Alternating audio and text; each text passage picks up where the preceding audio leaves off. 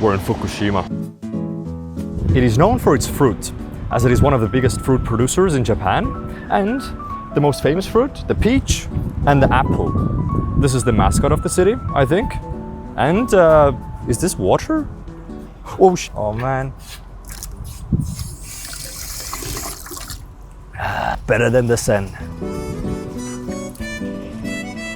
Check out the ride though. I spent premium money to get an authentic K car. Look at this spacious back seats. It's like a school bus back here. It even comes with a designated driver. ¿Quieres? Oh my god. Look at this technology. How does that even work? It has a hole in the dash for the fruit sandwich. And the most intense thing, the handbrake is actually a leg brake. It's where in a normal car you'd have a clutch. Yeah, that's the handbrake. Let's talk about transportation. So why did we take the Shinkansen and rent a car instead of just coming here with a car? Like for example, going to Fukushima. Let's say you'll bite the bullet. Instead of taking a 2-hour Shinkansen, which is like $50, you'll rent a car, which is $60 a day. So let's say 2 days. So that's around $100 for 2 days in a car. It'll take a bit less than 5 hours to get here. So back and forth in a Shinkansen would be $120, but with a car, $100. But you get to explore more, you get to ride around more.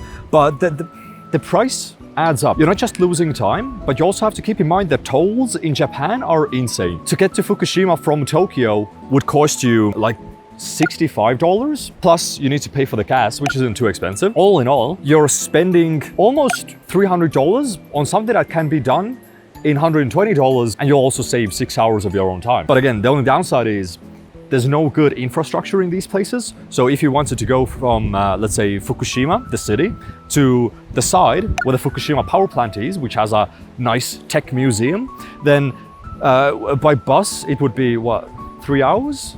By car, hour and a half. And pretty much traveling outside of the main city hubs becomes borderline impossible. Well, not impossible, just insanely hard.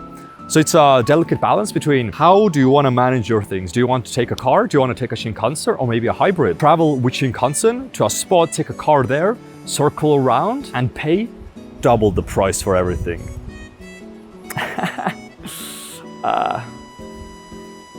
But yeah, definitely you need to prepare things a bit more in advance, because we wanted to go to the science museum. We wanted to see the earthquake thing, but the big issue was it's closed. So thankfully we discovered that like before we did a 2-hour journey to that place.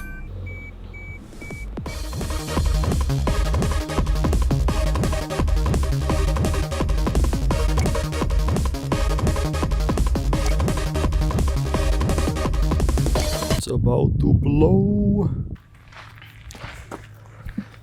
I know I just did it, but I'm gonna climb Mount Fuji again.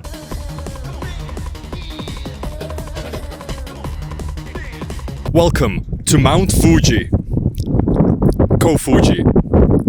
Azuma Kofuji. Mount Azuma Kofuji in Fukushima. It is also called Little Fuji. Stands proud at a solid 1700 meters, which is like a 10-minute climb. Because like the parking lot is just on the other side of the mountain. Take this small little staircase and you're here. Also for more activities, you have that entire space, which is just like a little pathway through like a bog type of location. I don't know. You think this is a bog? Let me show you. This is an Estonian bog. Now that's a bog.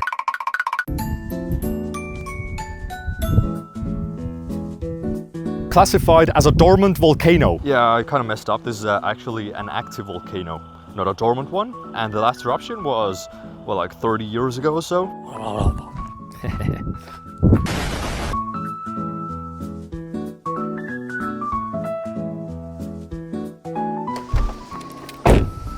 Hola, amigos. Today we're here to see the tired Gundam. My man, what is up with the guns? And why so tired? Okay, so technically this isn't a tired Gundam, though on Google Maps it's called a tired Gundam, while in Japanese it's Hetare Gundam, which means a weakling Gundam. It was donated to the community in Fukushima by an amateur iron craftsman around 10 years ago. The statue faces a vast expanse of rice paddies, with its back to a plastic tent and a handwritten signboard that reads "Unattended sales, vegetables for 100 yen." There's not really much of a backstory on this one, because like, aside from Iron Craftsman getting it and gifting it to the community or whatever, but the other backstory is that it had like a 10-kilogram weapon, which was stolen at some point, and that brought the community together. And that's why he has so many weapons now. There was like a 10-year-old boy who offered up like a wooden weapon and stuff like that. So the symbol of the community, bringing all the guns together. Next up, we're on a quest. We got these when we arrived to Fukushima from the Tourist Information Center. And the only place open from amongst everything that they said was like cool in Fukushima is the first one, Nostalgic Coffee Shop. Look, it's like a pirate map. Oh, let's find the treasure. Let's find the Nostalgic Coffee Shop. Ooh. I think this is it. What?